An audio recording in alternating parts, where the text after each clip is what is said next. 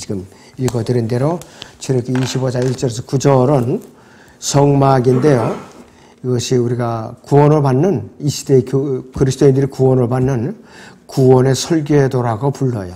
설계도. 그래서 이 출애굽기 25장에서는 이스라엘 민족이 하나님께 경배해드리는 것에 대해서 자세하게 기록을 하고 있어요. 그래서 하나님의 말씀에 의해서 성막이 설계되고 사용되어질 재료들이 무엇인 것을 이제 언급이 되고 있고 성막에 들어가서 섬길 사람들에 관해서 기록이 되는데, 그래서 이 성막 안에서 섬기는 사람들, 즉 제사장들이죠. 대제사장하고 이들이 입을 옷들과 성막에서 쓸 기구들이 기록되어 있어요.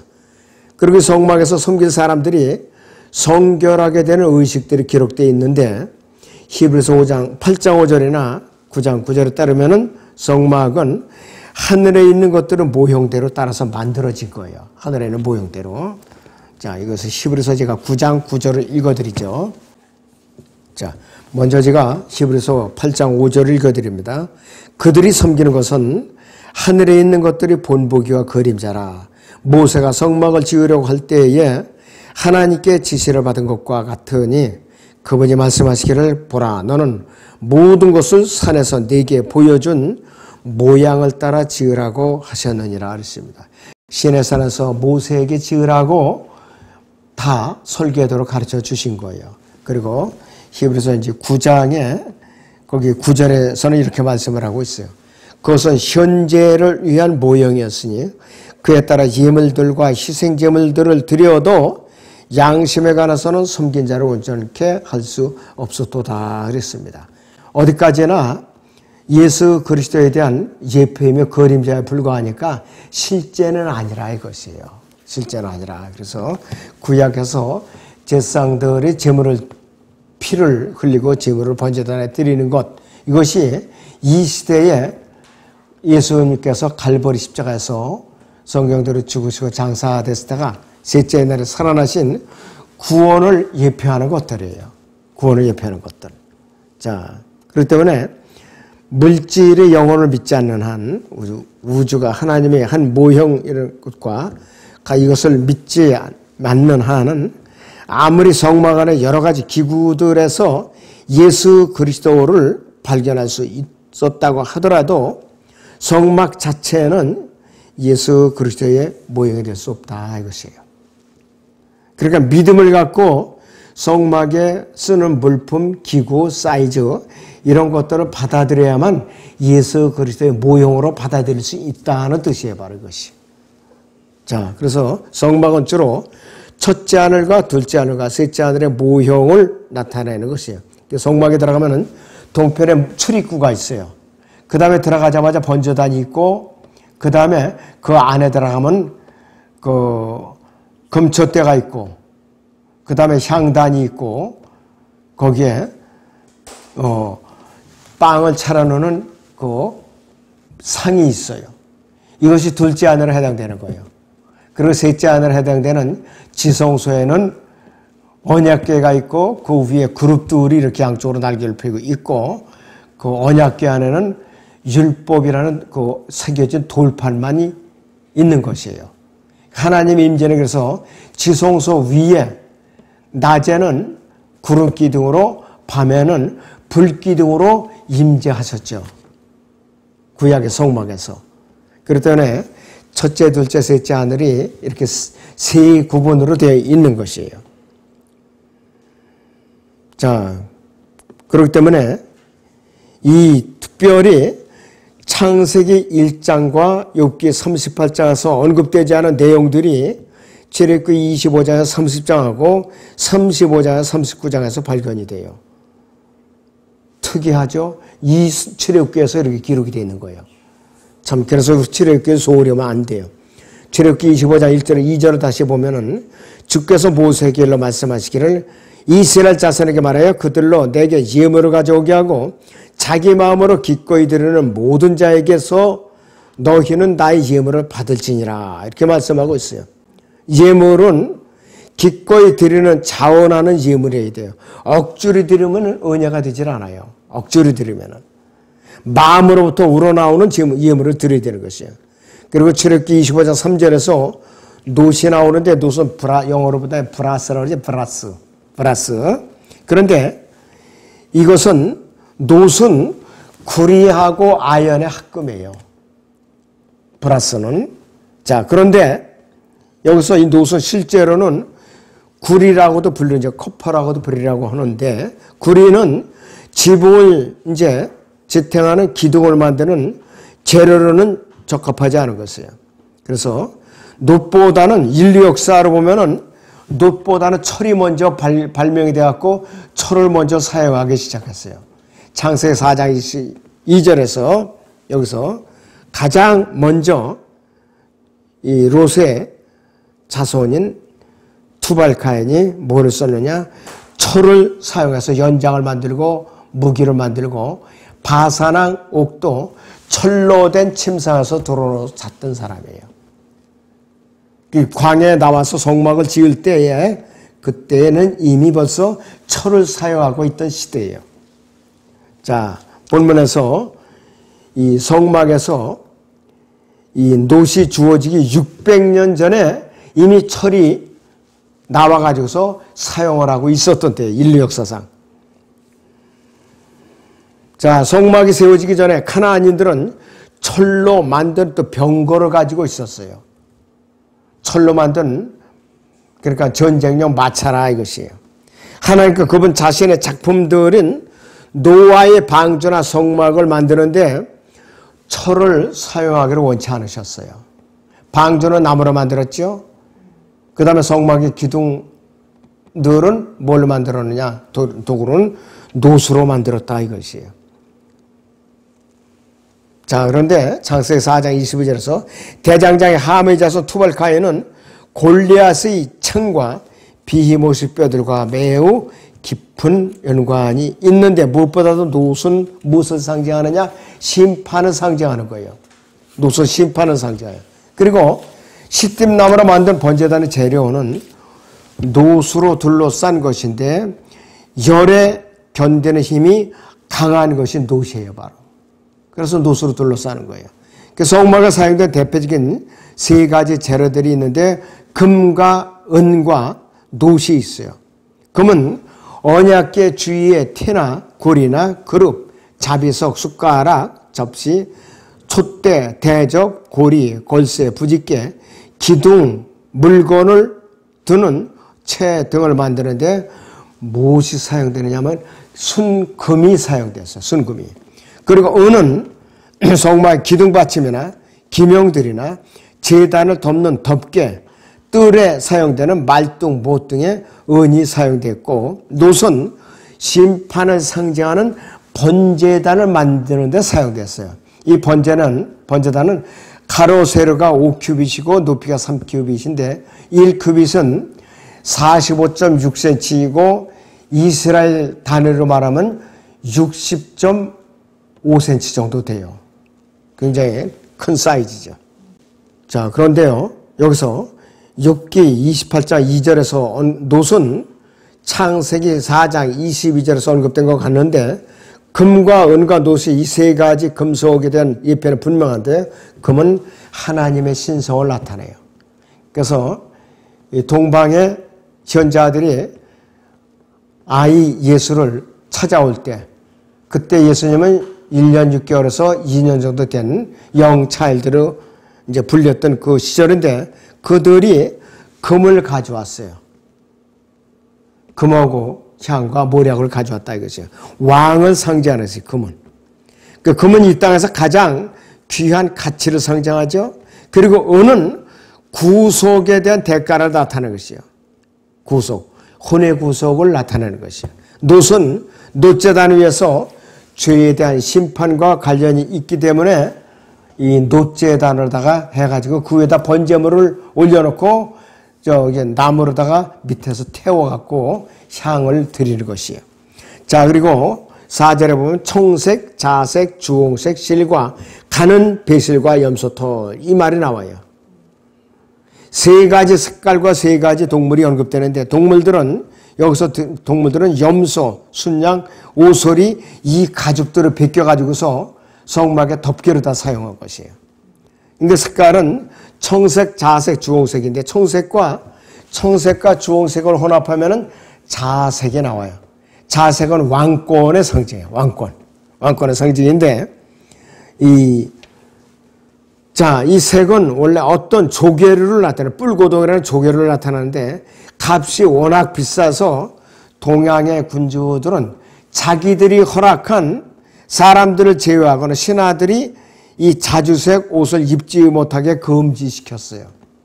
굉장히 왕권을 상징하는 중요한 옷이기 때문에, 색깔이기 때문에. 그래서 이 청색, 자색, 주홍색 이 세 가지 색깔이 하늘에 거주하시는 하나님을 묘사하고 있어요. 청색, 자색, 주홍색 색깔이. 그런데 이 하나님은 절대군주로서 하늘과 땅을 통치하시는 분인데 이 하나님께서 이 땅에 육신을 입고 계실 때는 또 피를 갖고 계세요. 예수님께서 이 땅에 오셨을 때 육체로 오시는 하나님이신 예수님께서는 피를 갖고 계셨죠. 이 인간의 피가 아니라 하나님의 피를 갖고 오신 거예요. 그렇기 때문에 구속의 능력이 있었던 분이에요. 그리고 가는 배실과 염소털이 있었는데 파인 린넨이라고 가는 배실은 요한계시록 19장 8절에서 이렇게 설명을 하고 있어요. 제가 이제 읽어드리죠. 이제 그녀에게 허락하사 정결하고 흰 세마포를 입게 하셨으니 세마포는 성도들이 의라 그랬습니다. 가늘게 꼰 배실이 여기서는 흰 세마포를 상징하고 그것이 성도들의 의라고 표현하고 있어요. 그래서 이 가늘게 꼰 배실이 성막에서도 굉장히 중요한 의미를 나타내고 있는 것이에요. 염소털은 비단만큼 아주 섬세해서 직물을 짜는데 염소털을 또 사용한 것이에요. 이 염소털을. 그리고 이 예표적으로 볼 때는 염소는 죄를 위한 제물로 사용되었고 적그리스도를 나타내기도 하고 염소는 사탄을 나타내는 세계적인 상징이다 이것이에요. 또한 염소는 다산을 기원하는 의식이나 마술사들이 주도하는 성적인 의식을 행하는 데 있어서 현재까지도 이들이 사용을 하고 있어요. 그 염소는 주로 나쁜 의미로 많이 사용되고 있어요. 염소는.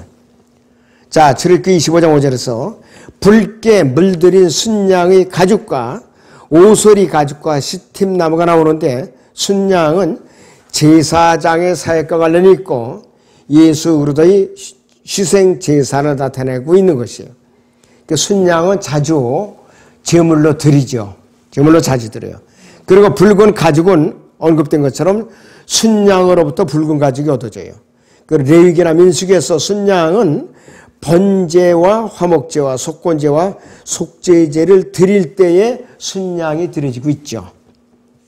자, 그리고 시팀나무는 너무나도 견고한 나무예요. 벌레가 먹질 않고 내구성이 있고 시나이 반도죠. 지금으로 말하면 시나이 반도에서도 시나이 반도 쪽에 쫙 분포되어서 자라고 있는 나무예요. 굉장히 단단하다고 그래요. 이 나무는 사람으로 오신 예수 그리스도를 예표하는 것이에요. 그리고 또 때에 따라서 사람들은 주로 나무에 비유되기도 합니다. 나무에. 시편 1편 3절을 제가 읽어드리죠. 그는 강가에 심겨진 나무 같아서 계절을 따라 열매를 맺어 그의 잎사귀도 마르지 아니하리니 그가 무엇을 하든지 번성하리로다 했습니다. 사람으로 표현되는데 이것이 바로 나무로 표현되고 있어요. 출애굽기 25장 6절에 보면은 등에 쓸 기름과 붓는 기름에 쓸 향료와 향기로운 향에 쓸 향료라고 나오는데 기름이 이집트에서 출애굽할 때 가져온 올리브유라고 말하고 있어요. 그래서 그 재료가 올리브유를 말하고 있는 것이에요.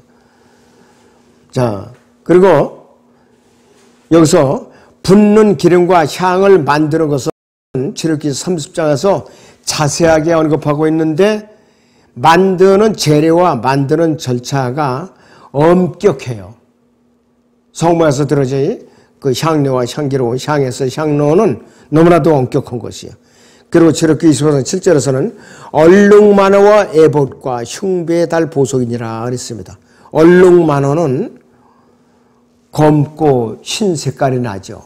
그리고 오닉스 스톤이라고 불리죠. 대부분의 정경 주석가들은 그것은 녹주석이나 에메랄드, 이집트 둥근 돌이라고 말하지만은 모두 다 틀린 말이에요. 그리고 다른 돌들은 출애굽기 28장 17절에서 21절에 읽어져 있죠. 그래서 이 돌들은 새 예루살렘을 나타낼 것인데, 새 예루살렘은 각 문마다 보석이 돼 있죠. 보석으로 돼 있죠. 12보석으로 돼 있죠. 각 문마다 굉장히 아주 아름답게 돼 있는 것들이에요. 근데 보석이 이름들이 독특한 것이에요, 여기서. 근데 사람들이 지금은 이 지상에는 그런 12대문이 있을 수도 없고 또 하나님께서 허락하시지도 않아요. 너무나도 아주 아름다운 보석들로 되어 있기 때문에 굉장히 아주 휘황찬란한 것들이에요. 요한계시록 21장에 18절부터 제가 읽어드리죠. 그래서 21장 18절에서 21절까지 보면은 이 보석들이 각 문마다 어떤 재료로 이루어지는가 여기서 나와 있어요. 그 성곽은 벽옥으로 지어졌고 그 도성은 순금으로 맑은 유리 같고 그 도성의 성벽의 기초석은 각양 보석으로 단장되었으며 첫째 기초석은 벽옥이요 둘째는 사파이어 셋째는 옥수 넷째는 에메랄드이며 다섯째는 홍만호 여섯째는 홍보석 일곱째는 감남석 여덟째는 녹보석 아홉째는 황옥 열째는 옥옥수 열한째는 제선저 열두째는 자수정이더라 그랬습니다. 또 그 12대문은 12진주니 그 문들은 각각 한 개의 진주로 되어 있더라. 그 도성의 거래는 순금이며 투명한 유리 같더라 그랬습니다. 각종 보석으로 치장이 되어 있는 것이에요. 새 예루살렘 성곽을 비롯해서 바닥이나 그 도성 문마다 전부 그렇게 되어 있는 것이. 그래서 이 땅에 아무리 휘황찬란하게 지은 도시라도 이만큼 의리어리게 지어질 수가 없어요. 하나님만이 가능하신 거예요. 하나님에 가능하다 이것이. 그래서 이 돌들이 하나님께서 세상의 기초를 놓으시기 이전에 하나님께서 예수 그리스도에게 주셨던 영광의 일부예요. 이 보석들이. 그래서 대제사장은 가슴판에다가 이 돌들을 6개씩 양쪽에 6개씩 12보석을 갖다가 붙였어요. 가슴에다가. 그래서 출애굽기 25장 8절에서는 내가 그들 가운데 거할 성소를 나를 위하여 그들로 만들게 하라고 했는데 성막은 솔로몬의 성전보다 더 위대한 두 가지 사실을 나타내고 있어요. 요한계시록 21장 25절에서 성전이 더 이상 없을 거라고 말했어요. 누가 성전이나 하나님과 예수 그리스도 그분 자신이 성전이에요. 바로 자신이 성전이라고 했어요. 더 이상 거룩하게 필요가 없다 이것이에요. 자, 육신의 몸 안에 거하실 수 없다는 것이죠. 예수 그리스도께서는 우리가 아무리 거룩한 성령의 전이라고 해도 우리 육신의 몸 안에 이제 거할 수 없다는 것을 상징하는 거예요. 구약 시대에는 혼이 육체에 들어붙어 있기 때문에 몸이 불결해지면, 몸이 죄를 지면 혼도 죄를 지고 혼도 불결해지는 거예요. 곧바로. 그래서 신약에서는 몸 운영이 분리되어 있으니까 몸이 죄를 졌다고 해서 손가락을 찢어버린 걸 만졌다고 해서 혼이 도로 짓거나 죄를 질 수가 없어요. 왜? 분리되어 있기 때문에. 거듭난 성도는 혼이 그래서 죄를 질 수가 없는 것이에요.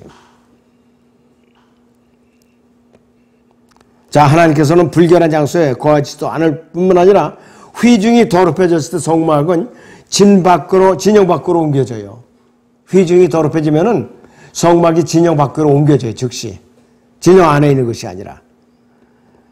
신약에서 예수 그리스도 자신을 예루살렘으로 이렇게 부터 이 예루살렘 성 밖으로 자신을 갖다가 몸을 옮기신 것과 똑같은 것이에요. 예수님께서 낮에는 성 안에 들어서 복음을 전하시어 치유를 하시고 밤에는 예루살렘 도성 밖 올리브산으로 가셔서 밤새도록 금식하면서 기도를 하시는 것과 똑같은 것이에요. 출애굽기 25장 9절에서는 내가 너에게 보여주는 모든 것대로 성막의 모양과 그 모든 기구들이 모양을 따라 너희는 그것을 만들지니라고 명령하였어요. 일일이 하나님께서 모세에게 일러준 대로 그대로 변동 없이 정확하게 만들라 이것이요. 그래서 성막의 모양과 그 모든 기구들의 모양을 이제 해서 성막은 많은 이름들로 이제 사용이 되는데 어떤 이름을 불리나 구약의 성막은 장막이라고도 불러요.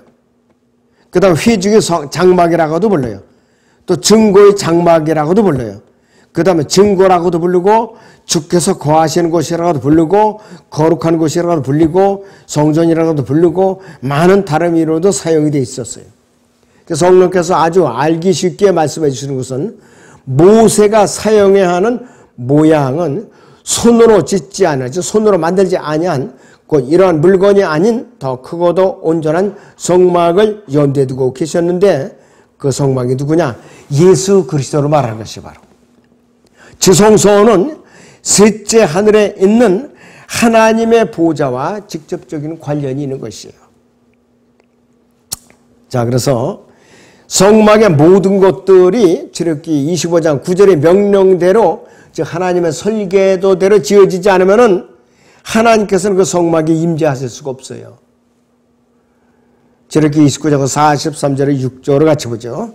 거기서 내가 이스라엘 자손과 만나리니 성막에 내 영광으로 거룩하게 되리라.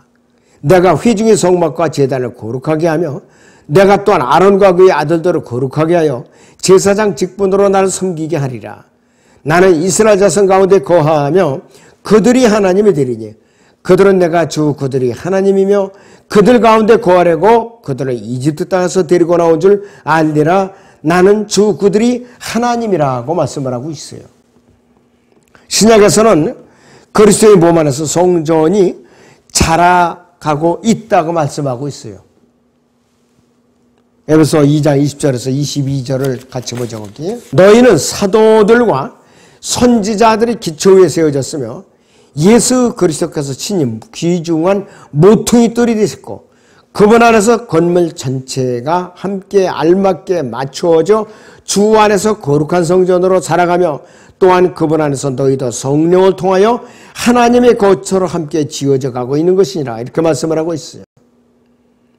자, 구약의 성막을 짓는 재료들을 제시하신 하나님께서 요구하시는 신약의 가장 표준적인 모양, 즉 패턴은 누구인가? 바로 바울 사도예요. 이거 중요하게 잘 들어야 돼요.